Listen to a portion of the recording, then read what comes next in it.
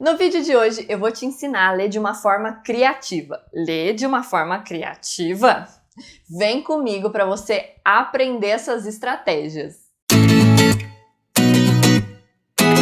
Em 10 anos de sala de aula, eu já vi muito aluno achar que ler é simplesmente ler. Não, minha gente, eu sou a Luana, aqui do canal Sora Me Ajuda, e esse é o nosso primeiro vídeo da Semana da Literatura no Novembrou com Língua Portuguesa. Nesse vídeo você vai aprender a como ler e fazer análises literárias com mais criatividade. Ler com criatividade, isso é possível? Com certeza, vem comigo!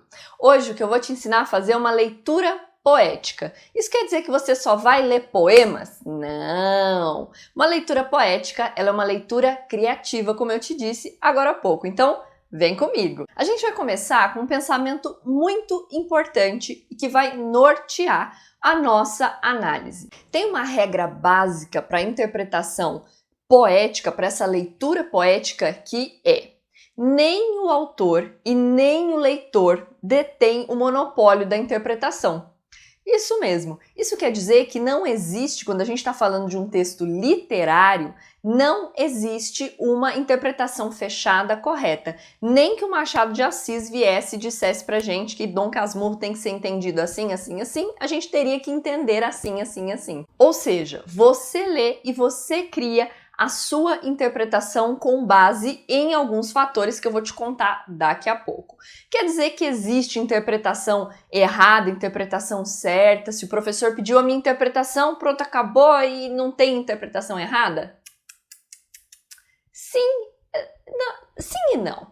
Sim, por quê? Por que não existe interpretação errada? Porque o que existe é uma combinação de fatores que depende de vivências do leitor, depende de outros textos que você leu, das inferências que você tira e do texto, da interação de tudo isso com o texto. Mas se as suas inferências, as suas leituras não conversam com o texto, com os elementos do texto, aí não tem como, né? Então, existe sim interpretação que não dá para ser considerada quando você não explica, quando você não detalha e não coloca os elementos do texto que se relacionam com aqueles aspectos que você enxergou. Beleza! Nós vamos trabalhar com 3 níveis de entendimento do texto. Três níveis de entendimento. O primeiro é o pré-texto. O que é isso? O pré-texto é o momento em que a gente vai pesquisar mais informações sobre aquele autor. O que eu quero dizer com isso? Você vai pesquisar um pouco da biografia dele, mas principalmente do contexto histórico em que ele estava inserido. Por que isso é importante? Porque a gente vai ler essa obra, já que a gente está falando de analisar uma obra de uma forma criativa, a gente vai pensar: como é que foi o processo criativo daquele autor? Ele seguiu os padrões daquela época? Ele discutiu valores daquela época? Ou ele rompeu com tudo isso e ele foi pioneiro em algumas discussões? Ele discutiu os valores de família, ele discutiu os valores de casamento, de igreja, como é o caso do realismo. Ele não discutiu nada, ele ficou simplesmente repetindo o que já se dizia na época. Ele é um clássico, um escritor clássico, ele é um escritor que quebra com os padrões, ele participou de algum movimento, ele participou da Semana de 22, tudo isso é muito importante. Isso vai fazer necessariamente parte do enredo em si ali escrito?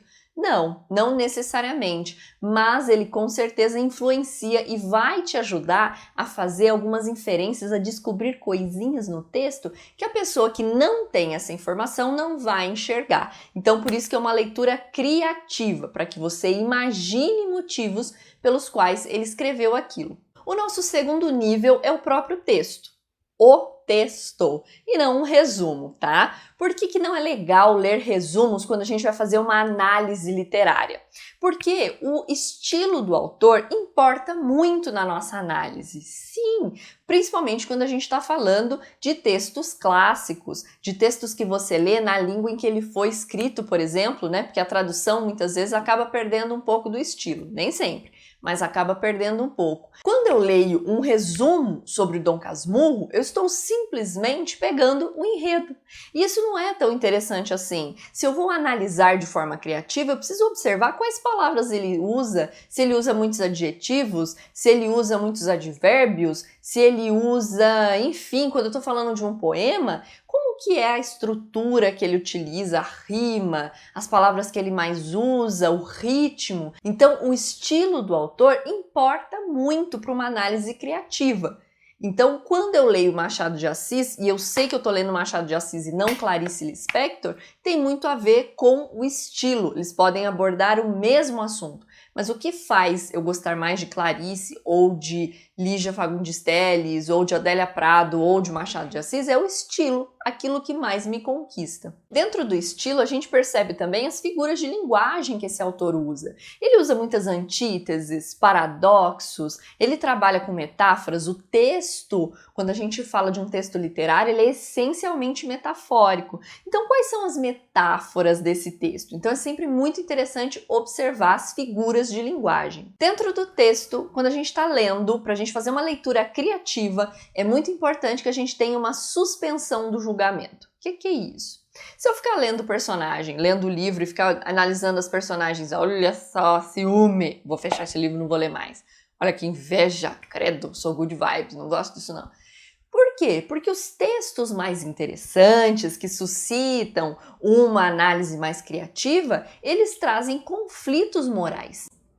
Eles trazem pra gente questionamentos. Então essa literatura toda polida, só com personagens bonzinhos,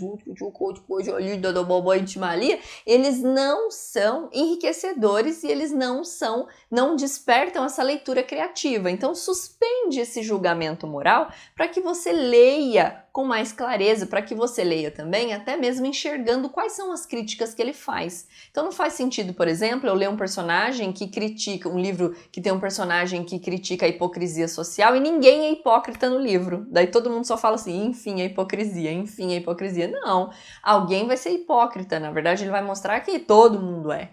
Então por isso que é importante suspender esse julgamento muito assim que a gente tem quando vai ler alguma coisa. O terceiro nível é o entretexto. É a tensão que existe entre as vivências, as leituras anteriores do leitor e o próprio texto. É aí que a coisa fica boa, fica agitada, que a gente gosta, né? Que é ali que as coisas acontecem, porque é aí que vem a nossa leitura criativa, porque daí ele vai interagir, é onde o texto interage com aquilo que nós somos, com aquilo que nós sabemos, com aquilo que nós vivemos. E para que essa tensão do texto seja bem aproveitada, você vai precisar de duas habilidades, que eu vou te contar quais são, e se você ficar comigo até o fim do vídeo, eu vou te contar como adquirir essas habilidades, tá? Então, olha só. A primeira é pensar por metáforas. No texto literário, tudo é metáfora. Tudo é figurado. Então, nada tem a obrigação de ser exatamente o que é. Então é importante desprender aquela ideia de querer enxergar exatamente aquilo que é e pronto e acabou. Então pensar por metáforas, desconfie de tudo, olhe se tem um sentido literal para aquilo ou não literal, um sentido conotativo e denotativo, né? Então é muito importante pensar por metáforas, construir metáforas. Um elefante passeando pela rua, num poema do Drummond, por exemplo, pode significar os nossos problemas que não são vistos, ou pessoas que não são vistas e que mesmo assim têm uma relevância muito grande. Então é muito importante você enxergar, desconfiar das coisas e enxergá-las como metáforas no texto. Ler os vazios do texto. Olha só que lindo!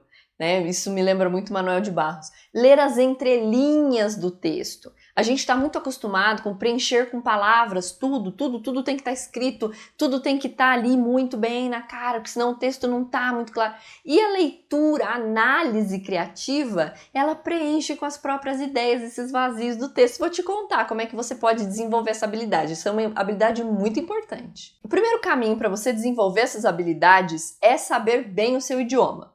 Mas eu não estou falando só de saber regras gramaticais não, tá? Eu estou falando de você saber o errado do seu idioma. Há de saber errar bem o seu idioma, má gramática, do Manuel de Barros.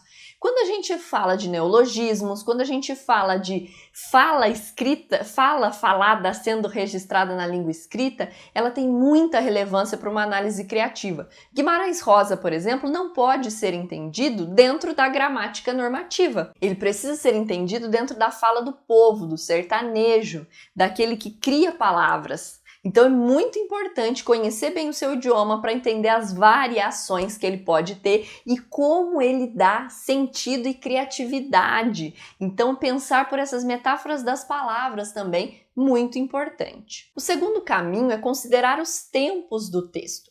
Quando ele foi escrito e quando ele está sendo lido. Quais valores estavam sendo questionados naquela época e quais estão sendo questionados hoje? Como que eles se relacionam? Isso também exercita a sua criatividade, porque vai te fazer pensar e imaginar como é que aquele autor pensou, o que é que ele pensou. Lembra que eu falei para você pesquisar sobre a época?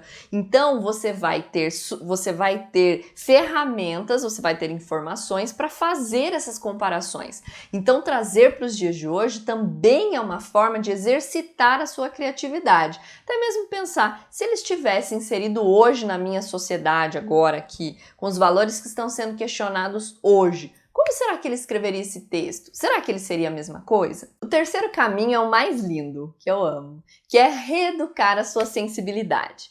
Isso mesmo, a gente vive num mundo em que a gente tem que correr muito, que a gente está sempre distraído, não presta atenção em nada.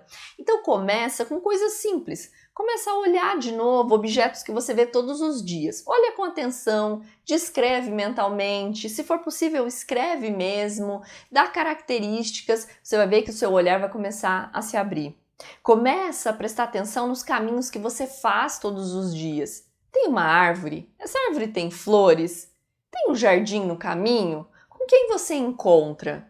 Essas pessoas falam com você? Quantas plantas você vê até o lugar do seu trabalho, da sua escola? Agora, né, nem todo mundo está saindo na rua, mas dentro da sua casa, quando você olha pela janela, o que é que você enxerga? Aquele ambiente que os olhos já estão viciados, além daquilo, o que é que você enxerga?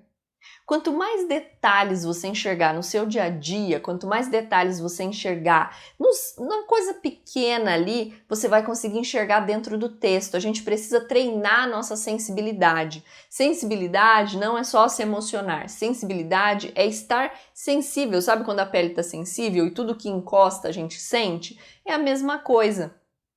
Para que a gente esteja criativo, a gente precisa estar sensível e sensibilidade se treina. Ler poemas, observar pinturas, escutar boas músicas, olhar o céu no final da tarde, tudo isso é uma forma de desenvolver a sua sensibilidade. Faça o treino, você vai gostar. Todo esse roteiro foi baseado no estudo do Carlos Sepúlveda da Academia Brasileira de Filologia. Você sabe o que é filologia? Então eu te desafio a procurar, escrever aqui nos comentários, contar pra galera que tem um pouquinho de preguiça, né, de pesquisar. Eu vou deixar o link desse estudo aqui para você ler. Leia mesmo, faz muita diferença, você vai ler de forma mais criativa. Se esse vídeo te ajudou a entender melhor como ler de forma mais criativa, me deixa saber. Conta pra mim aqui nos comentários. E você já sabe, se precisar de alguma coisa, é só chamar. Sora, me ajuda!